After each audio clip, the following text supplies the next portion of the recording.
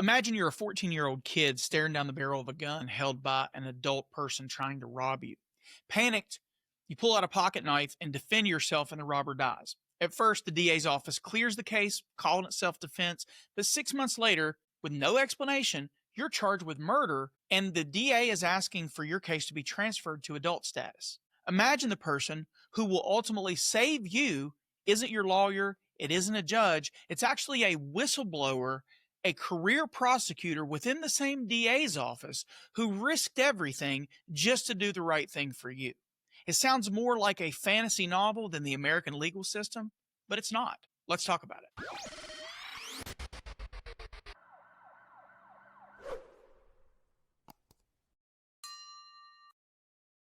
What's up, you guys? Welcome back to Southern Draw Law. My name is James White, criminal defense attorney, former prosecutor, former police officer. Now, the story I just told you is just a snippet of the real life story of a 14-year-old kid named Emiliano. Now, it's not fair. He's not actually 14 anymore. He's now 16. But for the last 2 years, he has been fighting for his freedom because he has been charged by the Salt Lake County, Utah's district attorney's office. It's a fairly straightforward story. We don't have a lot of the details, and because Emiliano's case was that of a juvenile, a lot of his background and the specifics as it relates to any criminal record that he might have had are not public knowledge. But what we do know is that Emiliano was robbed at gunpoint, basically, by an adult. And I'm going to show you a news story that's going to kind of lay out this whole thing, and I just want to watch the whole video in its entirety because the reporting is art. It really is. And the way that this news station has followed this story and essentially kept this child's story being told for the last 2 years, it really is incredible. And it's made all of the difference in the world. I just want to take you out to the news story. It comes to us from the CBS News 2 investigators out of Salt Lake City, Utah. Incredible work by the investigative reporter, Wendy Halloran, but check it out. And then we'll come back and we'll talk about a couple things because it gives us an opportunity to talk about Brady versus Maryland, the Giglio case, the juvenile transfer process to adult status, and all of the things that don't get a lot of airtime on this channel. Let's watch. People in power, people that I trusted, were corrupt. I mean, they were willing to disregard the truth. New developments tonight surrounding a 2 News investigation. Thanks for joining us for 2 News at 10 tonight. I'm Mark Bell. And I'm Heidi Hatch. Glad you're with us. For months now, the Salt Lake County District Attorney's Office has stated the allegations of an inappropriate relationship between one of their prosecutors and a detective are salacious and unsupported. Tonight, Chief Investigative Reporter Wendy Halloran shows us the dramatically different action another agency has taken in the case. Wendy? Well, Mark and Heidi, conduct if unbecoming of an officer. That's the outcome of an internal affairs investigation by West Valley City Police. At the core, allegations of a relationship between a detective and a Salt Lake County Deputy District Attorney. This a very different response and outcome than what we've seen from District Attorney Josue Llil. West Valley City, clearly their focus was what are the facts and what's the right thing to do. West Valley City Police launched an internal affairs investigation against Detective Josue Llil. Police Chief Colleen Jacobs wrote, "I have sustained the allegation of conduct unbecoming of an officer and determined a letter of reprimand is appropriate discipline for this conduct." Llil was a detective on the case of 14-year-old Emiliano, who says he stabbed a man in self-defense. District Attorney Josue Llil's office initially declined to prosecute the case. Attorney Adrianna Davis agreeing it was self-defense. However, 6 months later, Davis filed a charge of murder against Emiliano and tried to get the case moved to adult court. Megan Mills is a whistleblower in the case who worked for Llil at the time. She warned top administrators and even Llil about an inappropriate relationship between Davis and Llil that she says led to the criminal filing. She resigned after she says Llil did nothing. However, in the letter of reprimand West Valley City Police issued to Llil, Chief Jacobs writes, "The administrative investigation revealed your personal relationship with a deputy district attorney resulted in widespread negative attention for you and the department. This is conduct you knew or should have known is unbecoming a member of this department, contrary to good order and efficiency, reflected unfavorably upon this department and yourself, and is unacceptable." Did this put a black eye on Detective Llil's career? Oh, without a doubt, because the question that you have, and anytime an officer's integrity is at question, right? Then it potentially does bring in a Brady conflict in court. But it also is, if you can't trust them in this past situation, how do you ever trust them going forward? Chris Burbank is a former Salt Lake City police chief. That is a police chief basically saying, boy, you caused not only embarrassment for yourself, but for the entire organization, and thus I'm going to hold you accountable for it. Given that language, I'm surprised this person still has a job. Detective Llil's letter of reprimand is in stark contrast from what the DA's office has argued in court filings. It was not able to sustain Megan Mills' allegations of wrongdoing on the part of Adrianna Davis, despite a thorough investigation. And in an email sent to staff one day after our initial stories aired, Llil claims salacious, unsupported allegations were leveled by two former prosecutors. They chose to inject lurid and irrelevant accusations into court records and media narratives about the private lives of our employees. He doesn't care who he hurts. He doesn't care who he defames. We will continue to defend the actions of our attorneys and this office when attacked by unsupported allegations. The depths to his lies and his, commitment to himself and his reputation, it's just, there's no end. I reached out to DA Llil's office for a response to the details in this story. In response to the defamation accusation, I stand by what I said in the email sent to our staff. For a response to the quote, the depths to his lies and his, commitment to himself and his reputation, it's just, there's no end.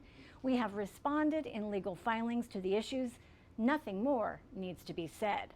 Also, the same West Valley City PD investigation was also a criminal investigation and looked into an allegation of sexual misconduct against Detective Llil. That allegation was not sustained. Heidi? Wendy, thank you. This is our 6th report on this case. To get caught up, you can find all of our previous coverage. It's on our website, KUTV.com. The first thing that might need some clarification is how it occurs for a person to be transferred to adult status when they commit a crime as a juvenile.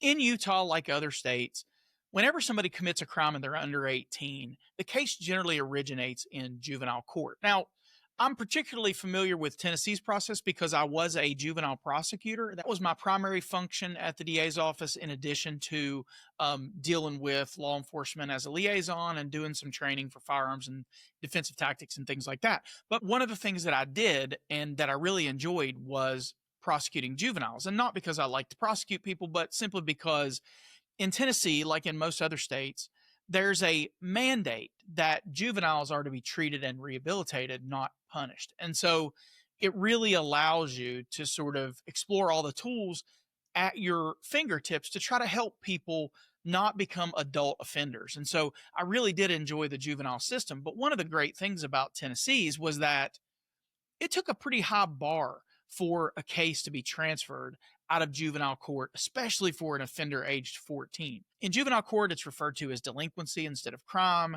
and it's referred to as an adjudication instead of a conviction, and it's referred to a disposition instead of a sentence.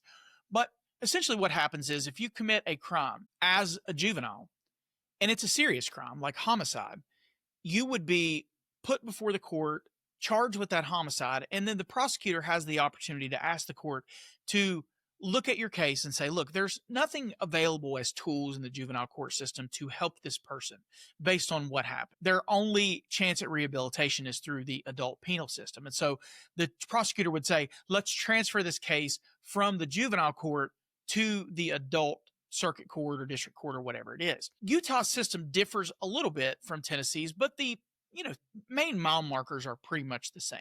So what happens is basically the judge has to first determine whether probable cause exists in order to even establish whether the crime was committed and the juvenile likely committed the crime. And that way the transfer hearing or the transfer process dually serves as the same process that you would have as a preliminary examination or a preliminary hearing in the adult system. So essentially the judge would sit and make a determination based on what the evidence proffered by the prosecutor and make a determination as to whether or not the evidence proffered by the prosecutor was enough to find probable cause to bind the case over to the trial court, right? So in addition to that, though, when you're charged as a juvenile and the state wants to transfer your case to adult status, they have to prove that the tools available to you in juvenile court for rehabilitation wouldn't do the job. And a lot of times that's because the juvenile might have a lengthy criminal history or delinquency history, or maybe the crime was so heinous and the factors involved in this just made it to where, look, it's obvious that based on the sort of nature of the crime and the circumstantial evidence, that the opportunities available for rehabilitation in juvenile court are not going to help this person. Now, Emiliano's case looks nothing like this. It was pretty clear from the start that at least he had an argument for self-defense, because again, there's no dispute that he was attacked at gunpoint and he was the victim of an attempted robbery prior to him using a pocket knife to stab this guy. There wasn't ever any dispute as to how we got here. And so that got these people to start digging around, right? And so what happened in this particular case, and I know there's some confusion around how we ended up with a manslaughter plea. When you have a juvenile case that the state is going to petition to be transferred, generally what you'd have is a contested hearing. And as a defense lawyer, you'd be making the argument that you want to try to employ the tools available in juvenile court because you don't believe this person is beyond rehabilitation from a juvenile status. And so you want to fight tooth and nail to try to keep your kid in juvenile court, because the worst case scenario is that they're going to have to go to therapy and they potentially could be locked up in a juvenile detention center until they're 19. But ultimately, it's not a life sentence. It's not something that's going to basically cause a person to have to spend their whole life in prison. So that's why you have to prove as the DA that not only is there probable cause, but also nothing here that we have available to us is going to help this kid, right? So that didn't happen here. A lot of times what will happen is you'll get an agreed transfer because you're going to take a plea deal. A lot of times what will happen is the defense attorney will say, yeah, we'll accept the transfer to adult court in exchange for a better plea deal. And it's a slam dunk case, right? It's not something that would even be disputable. Maybe he can avoid substantial jail time by accepting the transfer and going over to adult court. Well, that looks like what it's happening here with Emiliano's case, because it's obvious what the corruption problem was, right? But what they did was they charged him with a higher level of murder, and then they negotiated a transfer. I believe it's a little sparse on the record, right? Because of the fact that this kid is a juvenile. But what they did, I believe, is they agreed to transfer in exchange for him pleading guilty to manslaughter. And then once the whistleblower came forward and said, hey, I got to tell you guys what's going on with this person. Now just follow the breadcrumbs here. You've got this Adrianna Davis is the person who originally looked at this and said, no crime, self-defense. Clear cut, easy call. There really wasn't any dispute. Well, somewhere along the way, she either begins a romantic relationship with this lead detective, or their relationship becomes known to other people. And one of those people is this career prosecutor, Megan Mills. And so there's, as you saw in the expose, there's quite a bit of conversation where Mills is trying to talk to her boss about the nature of this relationship that she's having with this detective. And she does everything she possibly could, and you can tell she's genuinely emotional. This is not uncommon for a female prosecutor to be involved in a romantic relationship with a police officer. And I'm making some generalizations, but a lot of times these female prosecutors, they understand that understanding the law enforcement culture is something they really need to be able to wrap their heads around in order to do their job. And so what they do is they end up going on these ride-alongs and they become adrenaline junkies, and then they sort of foster these relationships with cops. And news reporters do it too, by the way. It's really incestuous when it comes to news reporting and media, but it's the same deal with prosecutors. You know, there's sort of a mutual cordial working relationship because both of you are on the same side, right? You're on the side of the government. And so it's very easy to fall into that sort of trap. And I suspect that's exactly what's happened here. You know, late nights going over a case, witness prep, talking about things, it turns into something, or it could have started off as a ride along that ended in some inappropriate relationship. But the point is, we can't allow people's liberty to be compromised in favor of just covering up what you don't want people to know. You don't ever see this, guys. You never see a prosecutor going against the grain like that. She threw her whole career away just to try to do the right thing with this kid. And I think that makes her an enormously admirable person, because it's very difficult to dedicate your life to a certain thing. Even if, you know, other people like you guys would have a different view. And even me, as I've spent some time outside of the system, a different view. of our legal system than a person who's on the inside. I've found that my attitude towards the government has changed substantially the further I get away from government employment. And so for this lady to just say, look, I cannot continue to work here with this stuff going on, I think it's really admirable. And I think that she should be hailed as a hero in this case, because it's very possible that her actions are the exact reason this kid is alive and not spending the rest of his life in prison.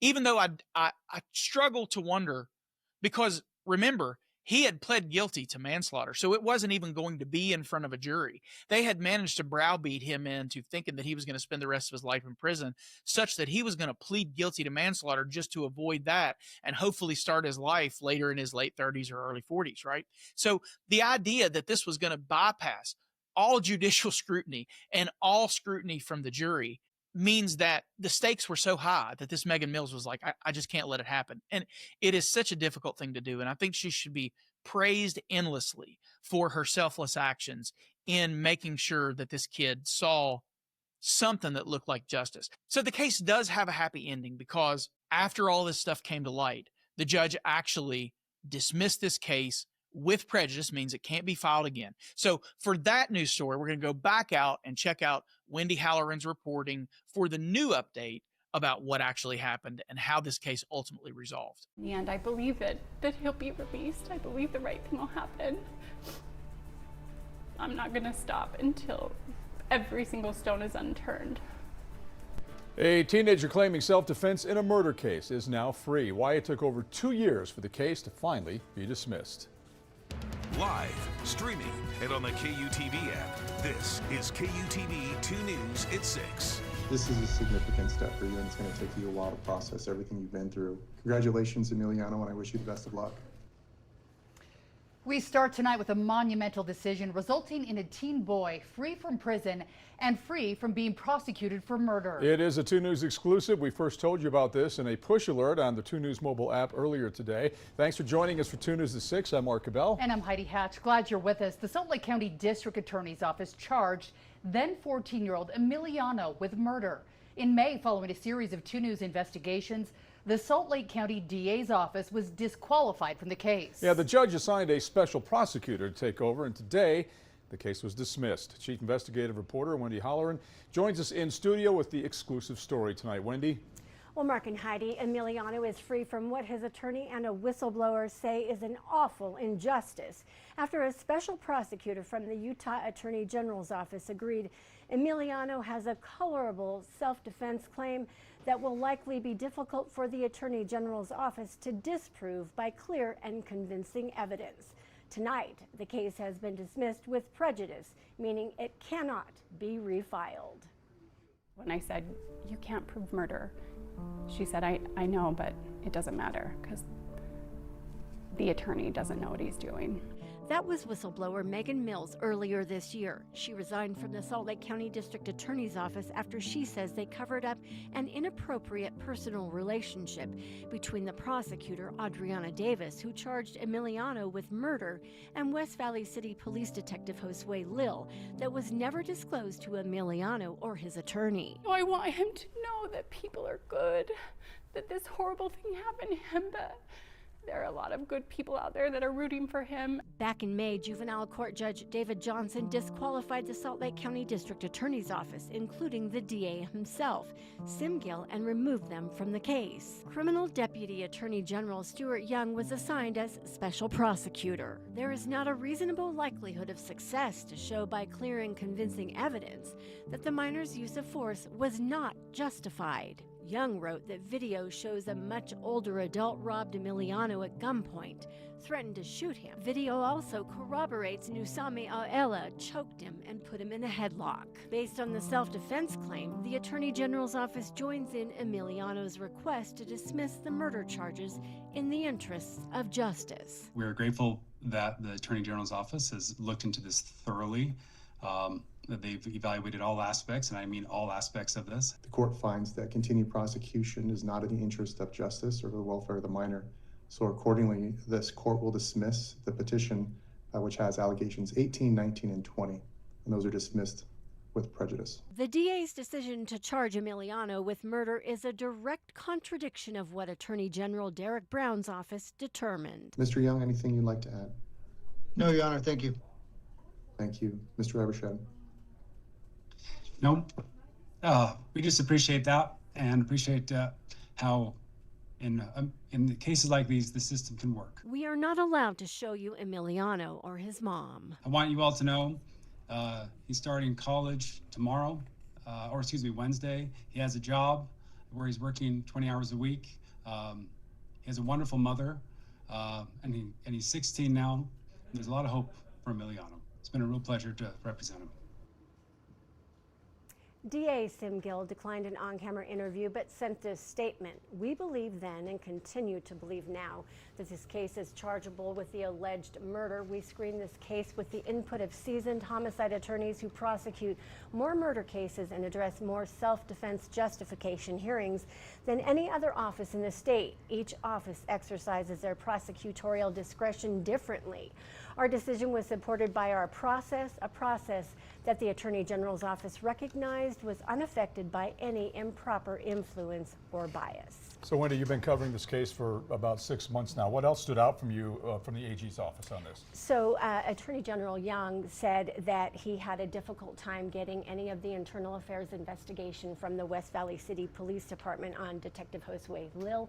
He said that he didn't even know if the detective still worked there, and was told that in order to get that information that he would be required to put in a GRAMA request, which is a public records request. We know from my reporting that Detective Llil still works there, but he was disciplined with a letter of reprimand for conduct unbecoming of an officer for that inappropriate personal relationship with Adrianna Davis. All right, Wendy, keep an eye on it for us and let us know how he's doing. Right, I sure will. We'll have more updates to come. All right, Wendy, thank you.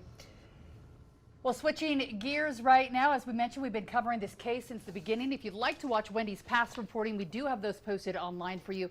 KUTV.com, also on our YouTube page. So just a couple things that we don't get to talk about very often.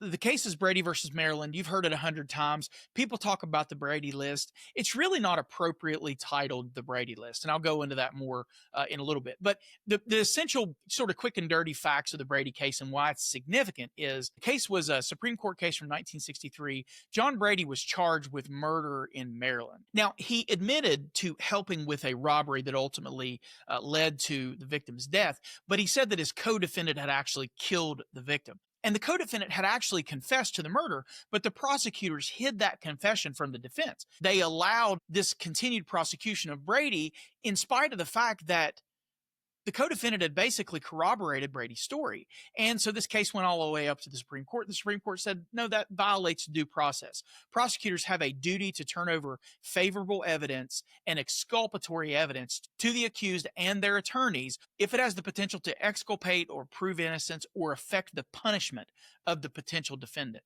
So that's the rule that we now call the Brady rule, right? Well, so anytime that the government has exculpatory evidence, evidence that would tend to prove that this person didn't actually do it or would tend to mitigate the punishment, the prosecutor has a duty to turn that over. And when we don't get that, we get a Brady violation, right? But the common use of the term Brady list actually comes from a case called Giglio. And Giglio was sort of if Brady's the tree, Giglio is the branch of the tree. Giglio came about in 1972, and the defendant was named John Giglio. He was charged with forgery. And in that particular case, the government used a key witness that was a co-conspirator that ultimately testified against Giglio. And no one ever told anybody on the jury that the prosecutors knew that they had a compromised witness who had participated in the crime and had agreed to be a witness in exchange for immunity, even though he was just as culpable as Giglio. And so that deal was never disclosed to the defense. And that case also went all the way up to the Supreme Court. And so the court said in Giglio, no, in addition to exculpatory evidence and evidence that would mitigate punishment, you also have to disclose anything that would affect the witness's credibility. And so all of the things we hear about lying cops and things that would tend to lean against their credibility is actually a Giglio violation. And so even though you've heard the Brady list the whole time you've been interested in, you know, jurisprudence and law enforcement accountability and all that stuff, the actual term that would appropriately be label people as a person who would not be credible is anchored more to the Giglio case than it is Brady, but it's just sort of lumped together and called a Brady violation. So if it's about hidden evidence, exculpatory, punishment mitigation, that's Brady. If it's about lies and impeachment and bias and cover-ups and credibility issues, that's Giglio. In closing, I just wanted to bring this case to your attention because I looked at it and only had like 6,000 views. And I thought, man, that means nobody out of Salt Lake City, Utah has heard of this kid who's had his life just ruined for 2 years, all because he was attacked by a grown person and defended himself. And here we have a situation where the same DA who magically wanted to charge this kid with the full weight of the government 6 months later, after getting into a romantic relationship or after that became public, with the lead detective in this case, wants to charge the same kid that she initially said this was clear self-defense. And the Salt Lake County Prosecutor's Office was willing to compromise everything to cover that up just to protect this prosecutor named Davis.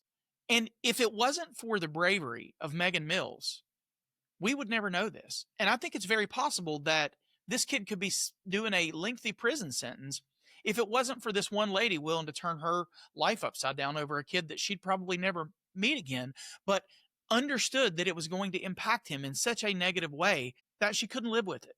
And I think it's so admirable. And I also think that the people who have a say in who gets to become the prosecutor for Salt Lake County should really look at whether this Sim Gill guy has any business being in charge of such an important job. Because true, he was good to his people, but he was, one, willing to lose this prosecutor who has an enormous amount of integrity over this issue, and two, was willing to let this kid take a fall just so he could cover up stuff that, you know, should have never happened in the first place. And that's where we are in this country. We have a serious problem with law enforcement weaponizing the legal system against people just because it suits them or just because it's what they want to do. There's too much personal involvement that goes into these cases. But anyway, I just wanted to put it on your radar here and let you know about it. I wanted to do my best to try to give it more air, even if only, 50,000 people or 100,000 people watch it on my channel. At least more people can become familiar with it. This is a case that everybody should be talking about. It's a grave injustice. I hope he sues for malicious prosecution. I think he's got a mountain of evidence now to certainly point that direction. And I hope it results in an award. But ultimately, he'll never get his life back. The 2 years that he's missed, and having to be treated like a murderer, all because he defended himself. Anyway, anything comes up in the comments, I'll probably talk about it on the rebuttal for next week. But interested in what you guys think about it, so let me know what you think. I'd like to invite you over to Substack, where you can take a look at some of the companion blogs that I sometimes write with these cases or videos that we've done in the past. May write one about this one. It's absolutely free to join. You can join on a paid tier if you'd like to, but you don't have to. I never put anything on Substack that people have to pay for. It's only for people who want to support the channel monetarily. If you don't want to come to Substack, but you'd like to support monetarily, I'll leave my Venmo and PayPal links both here on the screen as well as in the description. Please remember to like and subscribe and leave a comment on the video. Check out some of the other videos on the channel and leave a comment on there as well. Until I see you again, take care. Always film your interactions with the police and keep your evidence to yourself.